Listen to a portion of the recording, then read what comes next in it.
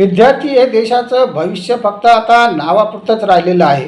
कारण शिक्षण क्षेत्रात बोकळलेला भ्रष्टाचार व त्यातून काही विद्यार्थ्यांनी केलेल्या आत्महत्या व आता आपल्या न्याय हक्कासाठी दिल्ली येथील जंतर मंतरवर चाललेलं विद्यार्थ्यांचं एक अनोखं आंदोलन व याच आंदोलनात सहभागी होऊन 19 दिवसापासून आमरण उपोषण करणारे सोमन वांगचूक कोण आहेत? हे सोमन वांगचूक हे आपण आता लोकप्रश्न न्यूज महाराष्ट्राच्या माध्यमातून बघणार आहोत.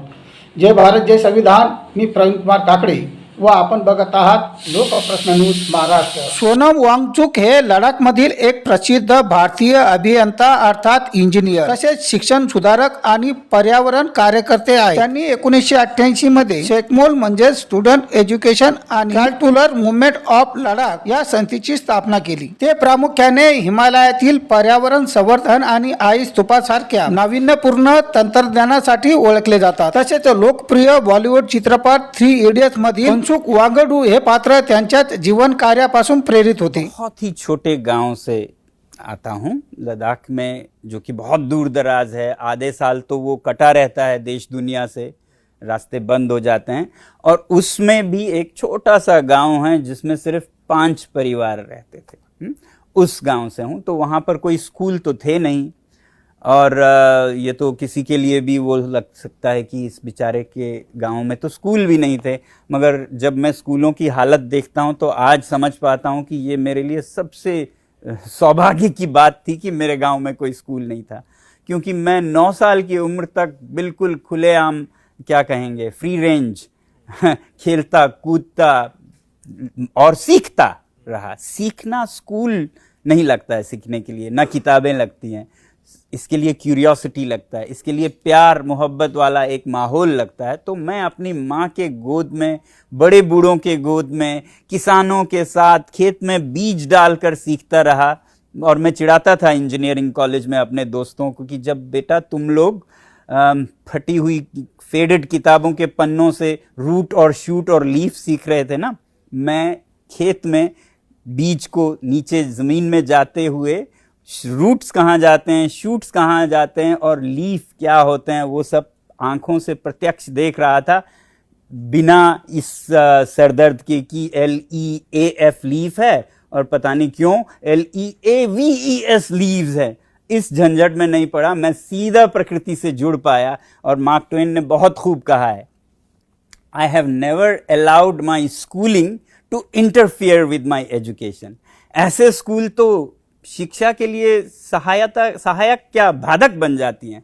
इसीलिए आज देश बहुत भटक रहा है, क्योंकि हमारे विद्यालयों की हालत ये है. आतापर्यंत शिक्षण क्षेत्रातील झालेला घोळ व त्यामुळे विद्यार्थ्यांचे झालेले अतोनात नुकसान आणि याच कारणासाठी सरकार व शिक्षण मंत्र्याच्या विरोधात काही विद्यार्थ्यांनी केलेली आत्महत्या. म्हणूनच देशातील विद्यार्थ्यांच्या प्रती असणारी आस्था यासाठी सोमन वांगचूक आपल्या जीवनाची पर्वा न करता 19 दिवसापासून दिल्ली येथील जंतर मंतर येथे आमरण उपोषण करत आहे. त्यामुळे सोमन वांगचूक यांची प्रकृती खालावत असल्याचे डॉक्टरांचे म्हणणे आहे. नमस्कार, मैं doctor Satish Lamba, past secretary Delhi medical association. आज 19वें दिन मिस्टर सोनम वांगचूक का सुबह 9:30 बजे का दिनांक 19 जुलाई 2026 को हेल्थ बुलेटिन प्रस्तुत करने जा रहा हूं. सबसे पहले 2 इम्पोर्टेंट पैरामीटर्स हैं, उसको डिस्कस करेंगे. जो वेट लॉस है, आज का वेट जो उनका है, जो 19th डे पे it is around total weight loss हम जो 19th डे पे है, it is more than 9 kg. So he has lost more than 9 kg on the 19th day of his indefinite fast. उनका blood sugar आज 80 milligram पर decilitre है, pulse 72 पर minute है, और जो blood pressure line down और जो sitting position में 105/61 और 101/65 है. हाइड्रेशन फेयर है. He is mentally alert.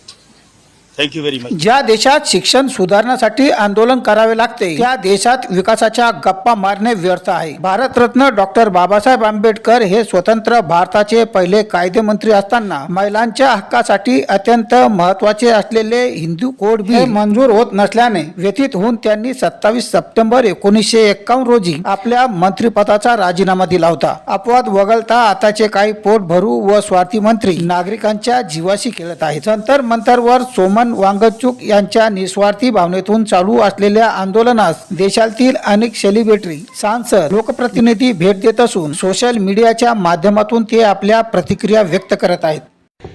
जय महाराष्ट्र. मी दिल्लीत आहे. जंतर मंतरवर सामाजिक कार्यकर्ते सोनम वांगचुकजी यांच्या उपोषण स्थळी आज दिवसभर होते.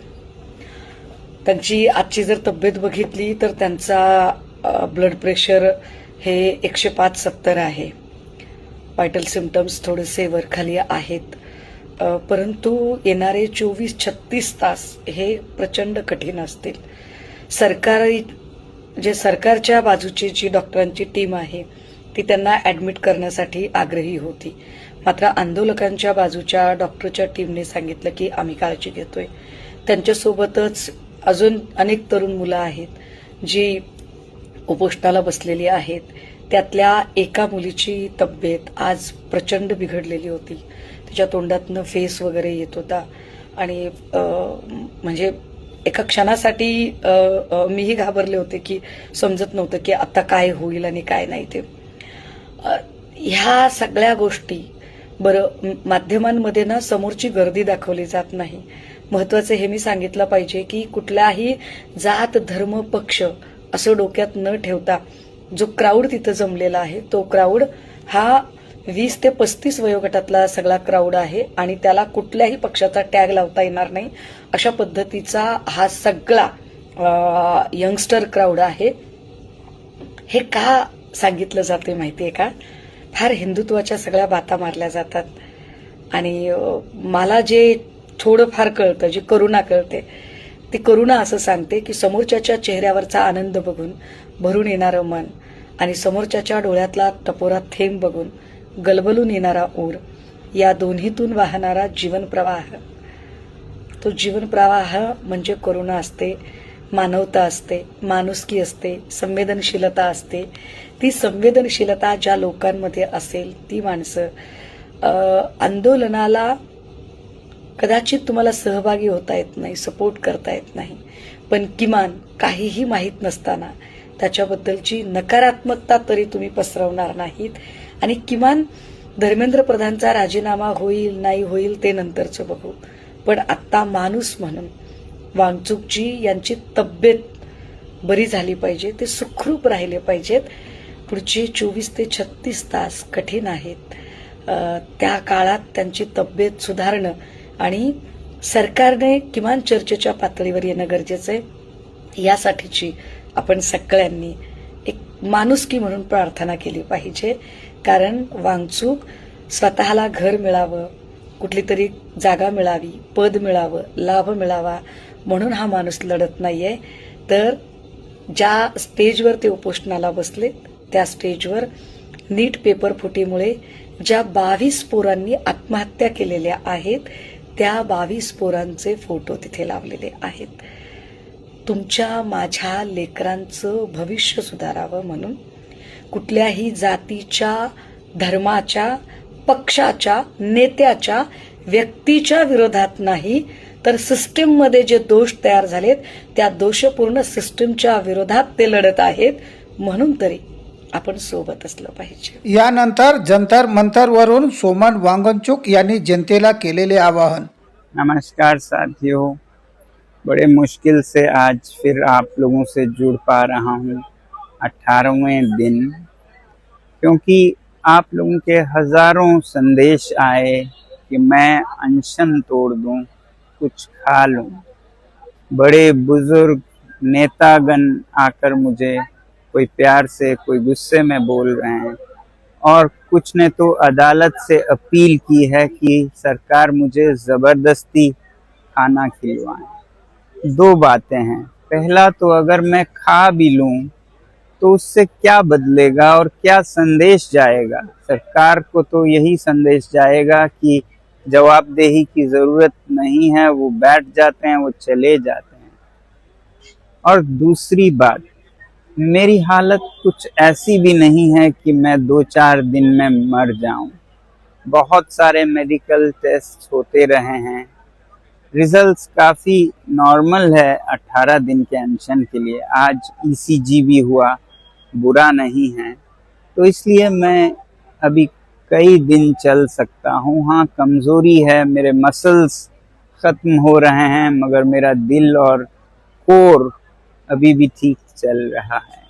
तो इसलिए सिर्फ अनशन तोड़ने को कहने के बजाय मैं आप लोगों से विनती करूंगा कि आप भी एक छोटा कदम उठाएं।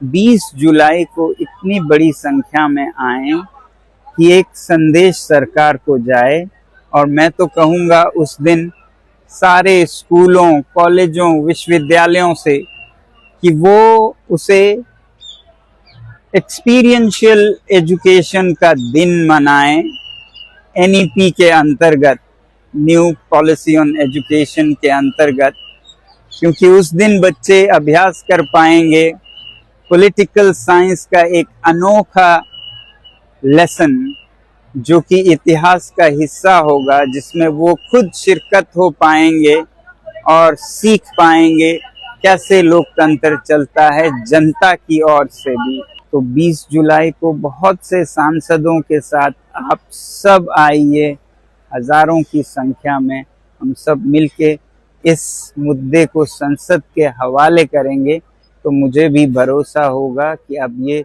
सही हाथों में गया है।